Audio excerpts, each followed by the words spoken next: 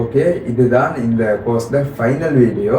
இது இல்லாம இன்னும் போனஸ் வீடியோஸ் உங்களுக்கு அப்டேட் ஆகும். மொடியூல் 8 மூணாவது வீடியோ இது. இந்த வீடியோல நாங்க வேர்ட்பிரஸ்ல வரக்கூடிய காமன் இஷ்யூஸ் என்னென்ன அப்படின்றத ஐடென்டிஃபை பண்ணி அதை எப்படி சால்வ் பண்றது அப்படின்றத பார்க்க போறோம். பயப்பட வேணாம், இங்க எந்த கோடிங்குமே வரப்போறதில்ல. சேம் டைம் இந்த இஷ்யூஸ் கூட வளமையா வரக்கூடியது. நாங்க எக்ஸ்ட்ராவா யோசிக்க வேண்டிய எந்த ஒரு அவசியமும் இல்லை. இப்படி வரக்கூடிய இந்த சின்ன சின்ன இஷ்யூஸை எங்களுக்கு நார்மலா கிளியர் பண்ணிக்கொள்ள ஸ்டார்ட் பண்ணுவோம். ஓகே, ஃபைனலாக நாங்கள் இங்கே டேஷ்போர்டில் ஒரு நோட்டிஃபிகேஷன் காட்டி கொண்டிருக்குது, எலிமெண்டஸ் 9th பர்த்டே சேல் அப்படின்ட்டு.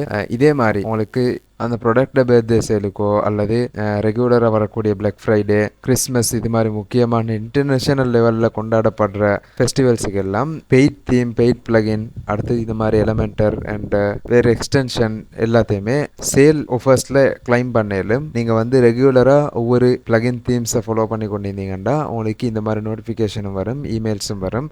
அதையும் ரிசீவ் பண்ணிக்கொள்ள இயலும். இது ஜஸ்ட் ஒரு ரிமைண்டர். இதை நான் க்ளோஸ் பண்ணிக்கொள்கிறேன். தேவைப்பட்ட உங்களுக்கு வியூ டீல்ஸ் கொடுத்து இப்போ கரண்ட் சீசனில் உள்ள ஆஃபர்ஸை பார்த்து கிளைம் பண்ணலும் நான் டிஸ்மிஸ் கொடுக்குறேன். இந்த வீடியோட டாபிக் படி நாங்கள் வேர்ட்பிரஸ்ல உள்ள பேசிக்கான சின்ன சின்ன இஷ்யூஸை பார்ப்போம். அதுக்கு நான் இங்கே 7 சின்ன சின்ன இஷ்யூஸை லிஸ்ட் பண்ணி வச்சுக்கிறேன். முதலாவது ஒயிட் ஸ்கிரீன் ஆஃப் டெத் அப்படின்றது. இது வரக்கூடிய காரணம் என்னன்னா, ஹோஸ்டிங் கம்பெனியால் ஒரு மெமரி லிமிட் வச்சுப்பாங்க. அந்த லிமிட்டை தாண்டுற நேரம் இந்த எரர் வரும். இதை ஃபிக்ஸ் பண்ணுறதுக்கு நான் கட்டாயம் FTP உள்ள போகணும், ஃபைல் எல்லாத்தையுமே மேனேஜ் பண்ணுற ஏரியாவுக்கு போகணும். இதுக்கு ஹோஸ்டிங் மூலமாக போயிடும். அப்படி போய்த்து பிளகின் ஃபோல்டர்ஸை 1 by 1 ரிமூவ் பண்ணினோம்னா எங்களுக்கு இந்த இஷ்யூ சால்வ் ஆகும். நான் லாஸ்ட் என்ன ஃபைலை ரிமூவ் பண்ணினோமோ அதை வச்சு எங்களுக்கு கண்டுபிடிச்சிக்கலும் எந்த ஃபைல் வந்து மெமரி லிமிட்டை டச் பண்ணிக்குது அப்படின்ட்டு. அப்படி இல்லாட்டி டிஃபால்ட் தீமுக்கு சேஞ்ச் பண்ணி பார்த்தாலும் எங்களுக்கு கண்டுபிடிக்கலும். இப்படி மல்டிபிள் ஆப்ஷன்ஸை இந்த எரரை கண்டுபிடிச்சி சால்வ் பண்ணலும். அப்போ இதெல்லாம் எங்கே எப்படி தேடுறதுன்றதை லேட்டராக பார்ப்போம். ரெண்டாவதா வேர்ட்பிரஸ்ஸுக்கு லொகின் ஆக இயலாமைக்கிற ஒரு எரர் ஒன்று வரலாம். இது வந்து குக்கீஸில் என்ன சிறப்பில் இருந்தாலோ அல்லது நீங்கள் மிஸ்டேக் ஆகி ஏதாவது ராங் பாஸ்வேர்ட் கொடுத்து அல்லது பாஸ்வேர்ட் மறந்த சந்தர்ப்பங்களில் வரக்கூடியது. இந்த சந்தர்ப்பத்தில் நீங்கள் வேர்ட்பிரஸ் அட்மின் லாகின் பாஸ்வேர்டை ரீசெட் பண்ணணும். அதுக்கு இமெயில் மூலமாக சிம்பிளாக உங்களுக்கு செஞ்சு கொள்ளையிலும். மேபி குக்கீஸில் என்ன சில பிரச்சனை இருந்தாண்டா, அப்படி இல்லாட்டி ஒரே டிவைஸில் நீங்கள் மல்டிபிள் லாகின்ஸை செக் பண்ணி பார்த்து அப்படின்னு சரி பிரச்சனையாக இருந்தாண்டா நீங்கள் கேட்ச் மெமரி குக்கீஸை ரிமூவ் பண்ணிட்டு அப்படி இல்லாட்டி இன்கோக்னிட்டோ மோட்ல ஆன் பண்ணி சேம் லொகின் டீட்டெயில்ஸை கொடுத்து செக் பண்ணி பார்க்கல. அடுத்தது இந்த இஷ்யூ வராமிக்க பாஸ்வேர்ட் மேனேஜர்ன்ற சில விஷயங்கள் இருக்குது. அதை வச்சு இந்த பாஸ்வேர்ட் இஷ்யூஸ் வராமல் உங்களுக்கு சேஃபாக இருந்து கொள்ள இயலும். அடுத்தது டேட்டாபேஸ் கனெக்ஷன் லாஸ்ட் ஆகிறது. இது வரக்கூடிய காரணம் வந்து க்ரெடென்ஷியல் நாங்கள் பிள்ளையாக கொடுத்தாலோ அல்லது சேவரில் டவுன் டைம் வந்தாலும் இப்படி ஆகும். அப்போ இதில் சேவரில் என்ன சில பிரச்சனை வந்து அப்படி டவுன் ஆகிருந்துச்சுன்னா அதுக்கு ஹோஸ்டிங் கம்பெனி தான் பொறுப்பு. அதனால் அவங்கள நீங்கள் கான்டாக்ட் பண்ணணும். மற்றபடி க்ரெடென்ஷியல் சரி பிரச்சனை அப்படி இருந்தாண்டா நீங்கள் வந்து WP-config ஏரியாவுக்கு உங்களோட ஹோஸ்டிங் அக்கௌண்ட் மூலமாக போய்த்து அங்கே சேஞ்சஸை பண்ணணும். அப்போ இதுக்கும் மெயின் காரணம் ஹோஸ்டிங் கம்பெனி என்பதால் நல்ல ஒரு ஹோஸ்டிங்கை சூஸ் பண்ணுறது அவசியமாகுது. அதுக்கு அடுத்ததாக வெப்சைட் ஸ்லோவாக இருக்க பிரச்சனை வரலாம். அதுக்கு நாங்கள் ஆல்ரெடி பார்த்த catch plugin WP optimise plugin helpful ஆகிக்கும். சம்டைம் இது ஒரு பேட் ஹோஸ்டிங் ஆலையும் இந்த இஷ்யூ வரலாம். அப்போ ஹோஸ்டிங் சரியாயிக்கணும். அடுத்தது ஹெவி இமேஜஸ் ஆலையோ அல்லது மீடியா ஃபைல்ஸ் நிறைய அப்லோட் பண்ணினாலும் இந்த இஷ்யூ வரதுக்கு காரணமாகும். அதையும் நீங்கள் பார்த்து மேனேஜ் பண்ணி ஆப்டிமைஸ் பண்ணி கொண்டாண்டா இந்த விஷயங்கள்லாம் சால்வ் ஆகிடும். அடுத்ததாக 404 பேஜ் நாட் ஃபவுண்டட் வரக்கூடிய எரர். இது வந்து பெர்மாலிங்க் மேலே வரக்கூடிய URL ப்ரோக்காயினா வரக்கூடியது.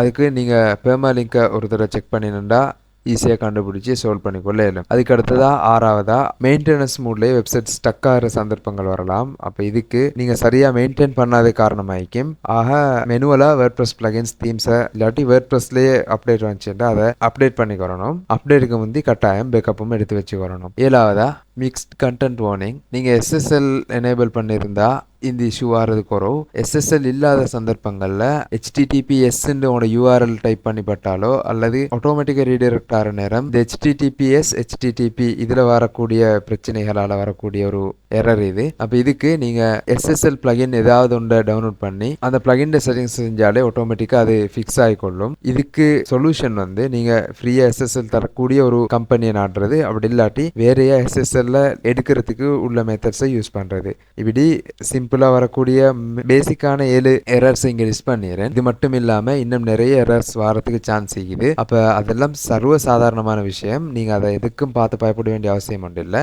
ஆனால் வெப்சைட்டை கண்டென்ட் எதுவுமே மாறிக்கொள்ளாமல் வெப்சைட்டுக்கு எந்த பாதிப்பும் இல்லாமல் இந்த ஒவ்வொரு எரரையுமே நீங்கள் ரீப்ளேஸ் பண்ணுறதுக்கு சால்வ் பண்ணுறதுக்கு ட்ரை பண்ணுறது முக்கியமான விஷயம். சின்ன எரர் ஒன்றுக்கு செட்டிங்ஸ் சேஞ்ச் பண்ண போய்த்து வேறு பெரிய பெரிய சேஞ்சஸையோ ஹெவி லோடான சேஞ்சஸ் அப்டேட்டை பண்ண வேண்டி வந்துச்சுண்டா ஒரு டிசைனர் டெவலப்பராக அது எங்களுக்கான ரெஸ்பான்சிபிலிட்டி. அதனால் இந்த மாதிரி எந்த விஷயங்களை நாங்கள் செய்கிறண்டாலும் சிம்பிளாக அந்த எரர் அப்படின்னா நாங்கள் மேலே லிஸ்ட் பண்ணி 7 எரர் உட்பட இன்னும் இது மாதிரி என்னென்னலாம் எரர்ஸ் வருதோ அந்த எரரை நார்மலாக பார்த்து எங்களுக்கு டிஃபால்ட்டாக என்ன அண்டர்ஸ்டாண்ட் ஆகுதோ அதை அப்படியே காப்பி பண்ணி ஜஸ்ட் யூடியூப்ல பேஸ்ட் பண்ணினாலே உங்களுக்கு தேவையான டுட்டோரியல்ஸ் வந்து நிற்கும். உதாரணமாக நான் இப்போ ஸ்டக் இன் மெயின்டெனன்ஸ் மூட் அப்படின்றத காப்பி பண்ணி யூடியூப்ல பேஸ்ட் பண்ணினாண்டா அதில் வரக்கூடிய சஜஷன்ஸில் வேர்ட்ப்ரெஸ் வந்து எப்படியுமே மென்ஷன் ஆகி வரும். பிகாஸ் இது வந்து வேர்ட்ப்ரெஸ்ல வரக்கூடிய ஒரு சாதாரணமான எரர் உண்டு. இப்போ இதில் முதலாவது உள்ள லிங்கை நான் கிளிக் பண்ணினேன்டா சேம் இந்த பிரச்சனைக்கு எப்படியெல்லாம் சொல்யூஷன் பார்க்கலண்டு மல்டிபிள் கிரியேட்டர்ஸ் வீடியோஸ் கிரியேட் பண்ணிடுறாங்க.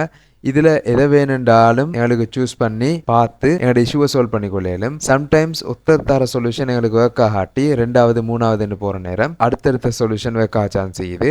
மோஸ்ட்லி இந்த மாதிரி வீடியோஸ் பார்க்குற நேரம் லேட்டஸ்ட்டாக உள்ள வீடியோஸை பாருங்கள். இதை பார்த்தா 4 இயர்ஸ் இருக்குது, இது 3 இயர்ஸ். அது இல்லாமல் கொஞ்சம் ஸ்க்ரோல் பண்ணினோம்னா 6 இயர்ஸ் எல்லாமே இருக்குது.